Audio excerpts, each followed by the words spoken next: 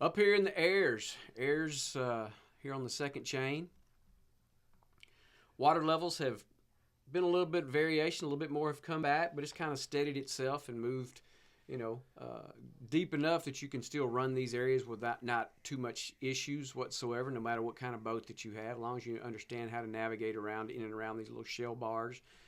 Reason why we're still fishing some shell, we finally got a little bit of a front that pushed in here, dropped our water temps, but it's not significant. We're not down in the 50s water temp wise. Air temp, yes, we've had some 50, mid 50s, upper 50-degree days, and our water temps have adjusted accordingly. We're sitting, average wise, we're sitting around 67, 66, 63, depending on the day. We've had some overcast, kind of misty, cool days, so it's kind of adjusted from that. But it's a small variance, but sometimes it makes a big deal. We've worked, like I say, the second chain here, worked in and around that. There's plenty of mud that's in and around these, kind of soft and some of that stuff, but it's very weightable. You can do. There's still some fish that are hanging here. Of course, then we get here on Rattlesnake Island and fish this whole shoreline that's been in here, because we've had a north, northeast, northwest wind, so this route here kind of sets up pretty well for us. We've had a couple afternoons where it's been pretty breezy for the most part, so we try to find better protection for those particular times of the day. But starting out early, we're working here, and we get what we need as far as the protection goes. Of course, working the mouth, working all the way across over here to Ayers Island, part of Roddy Island, all this back in here in these back lakes. Of course, you got a lot of shell here. You got some deeper cut that goes run through this, and then you get here on the outer edge of this right here where you got a nice little shoreline that you can work. You got a lot of riprap that's in and around that kind of area there. But once you get different types of these weather patterns that we have moving in and moving out, everything changes pretty quick. So you have to, your variation has to be, you have to be ready for that. You have to anticipate that. That's why I've suggested in the past, make you up 2 or 3 different boxes of different kinds of baits. Color-wise, it's going to be pretty much the same across the board, but your profile and the stylistic types of baits. We used this past week, we've used a lot of more suspending baits like the Double D, like the Corkies, the MR27s by Mirror, just different baits like that to kind of hang in that water column.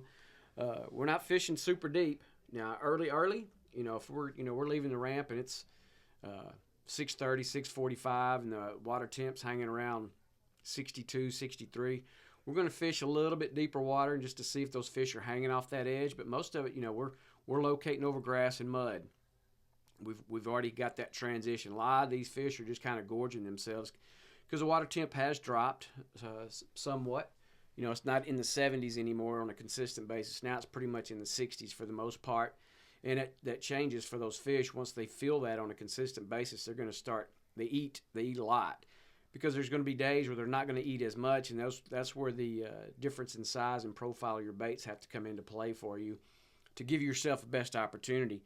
We run across over here toward Beldings, this shoreline that's right along here that goes into this back lake, all back in here. Like I say, with the variation of the water, we have a lot of this area back here on the back side of this building is very weightable, but it's mushy, but it's manageable. You might get into a little bit of calf deep stuff. It just depends on what your capabilities are and what you're comfortable wading. But these areas right here, very protected, gives you good opportunity to find and catch fish back in here. Again, there's still been plenty of bait working. The main things that we've really kind of focused on, if conditions have been right for us, we'll start out throwing a top water, or at least one person will anyway, depending on how many people we have in our party on that particular day. We're going to throw top water back in these areas and help see if that can't locate for us, see if there's some fish that are hanging or see if they're aggressive enough. If not, then we're going to go to our plastics, which, we're on the backside of the new moon now. We're in those transition days. So we've been pretty much throwing, 4 to 5 to 6 inch baits this past week. And it's been pretty productive for the most part. The color schemes have kind of been a variation from, our darker to our lighters, depending on what the water clarity is. Profile-wise, we've been throwing the Soft Dine XL, which has been very productive. The Double D. Double D's been a great bait for us this past week. It's been very, very productive. We've gotten a lot of opportunities with it. So if you got somebody that's going to throw a topwater bait, have somebody right there beside them throwing a double D, and if you get those blow ups or the swirls or the slaps and no takes, throw that double D out right behind them, and you'll see how well that works. That little combination is pretty good. The 4-inch in mostly our down south and the original size and the knock and tail have been good. The marker 54 in both the jerk shrimp and their paddle tail has been very good for us as well. And again, these are all been multiple flavors. It's been not one particular flavor that's been good, better than other. I would say if there is something that we did lean more to is more our solids or darker flavors. And that was probably just gave it a little edge. We were just a little bit better and a little bit more productive with those. Then we just kind of come on out in Belding Lake and work around the edge here. Work these shell bars. It's on this outer edge. It's out here. You've got nice little guts that work in and around those. So there's been, decent fish, been trout, redfish. An occasional black drum or two will be in there as well that we'll get. And, of course, again, working the back side of this shoreline here, just based on what our wind direction is. All that shoreline there from the second chain all the way over here into Beldings Lake, it's all protected from the north-northwest. So it's a really good area for you to get into, providing that your tides cooperate with you, which in the last week we haven't had super, super low tide. So it's been pretty average or maybe a little even above average on water level. So it's opened up that water for us. And typically what we find, too, over the mud and that grass area back there and it's protected, that water's typically warmer by 3 or 4 degrees. So very important thing. If you have a temperature gauge on your GPS system, pay attention to that because, again, this time of year moving forward, 2 or 3 degrees makes a big deal for these fish. So always have that and remember that when you're in a particular area, when you're trying to determine where you want to kind of start your day at.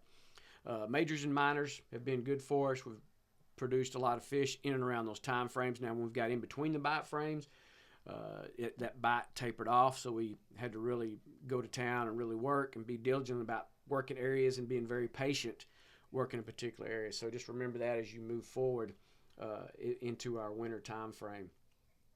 Weather patterns, again, big deal. Making sure you're paying attention to those types of things moving forward into this as we get a little bit deeper into December. So another one of the areas that I really like, especially when we got north, northwest, northeast breezes, you get back behind here on Mud Island.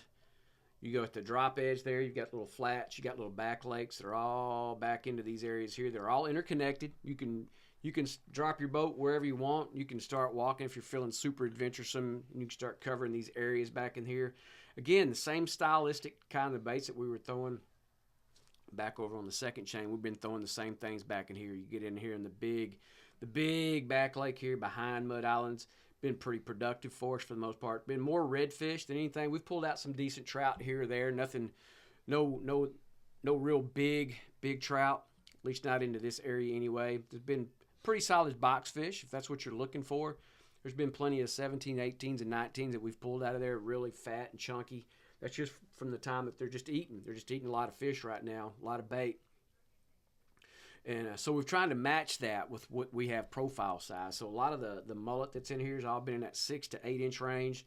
So we're not necessarily throwing something that's that big as far as the length of it, but profile-wise, it's a little thicker, a little chunkier, like the Mirror Lure soft dines. The soft dine XLs have been very good for us. Your Corkies, the floaters, the sinkers, the Devil, all those have been pretty good as working these types of areas because it's been in here. It's been thigh to waist deep water, which is some of my favorite depths of water to fish. And you got the right amount of mud and grass that's back in here. You got great potholes that are back here in these areas. Then you got structure. You got shell that's scattered around in here, and you got little back lakes again that's back in here. If you fished Mud Island very much, you know all this. And it's just one of these areas you can really get to. Now, the only thing you have to kind of worry about or contend with is you have to cross an open bay. Aransas coming out of Morris Cummings right there, going across the Mud Island, it's wide open to a north breeze, northeast breeze, northwest breeze. So as long as you can safely navigate it and you're not concerned with that, then this is a great area that you want to put yourself in a position on those types of days. Now, there's been some days where it's been blowing 15 to 20. You have a pretty good amount of chop out there. So you just take your time and get to it. But once you get in there behind the island, you're protected.